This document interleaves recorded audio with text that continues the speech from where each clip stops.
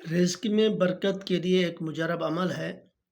مولانا شاہ عبد الغنی پھول پوری رحمہ اللہ تعالیٰ نے فرمایا کہ حاجی امداد اللہ رحمہ اللہ تعالیٰ سے منقول ہے کہ جو شخص صبح کو 70 مرتبہ پابندی کے ساتھ یہ آیت پڑھتا ہے تو وہ رزق کی تنگی سے محفوظ رہے گا، اور فرمایا کہ یہ بہت مجرب عمل ہے۔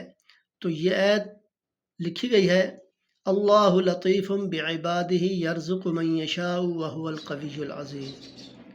اللہ لطیف بعبادہ یرزق من یشاء وہو القوی العزیز۔ تو اس آیت کو 70 مرتبہ پڑھیں، اور نمازوں کے بعد جو ہے، صبح کی نماز کے بعد اور مغرب کی نماز کے بعد تو یہ پڑھیں تو انشاءاللہ رزق کی تنگی جو ہے وہ ختم ہو جائے گی، اور اس میں اللہ پاک برکت عطا فرمائیں گے۔ تو دعا ہے اللہ تعالیٰ عمل کی توفیق عطا فرمائے، اور دوسرے لوگوں کو بھی شیئر کریں تاکہ دوسرے لوگ بھی اس سے فائدہ حاصل کریں۔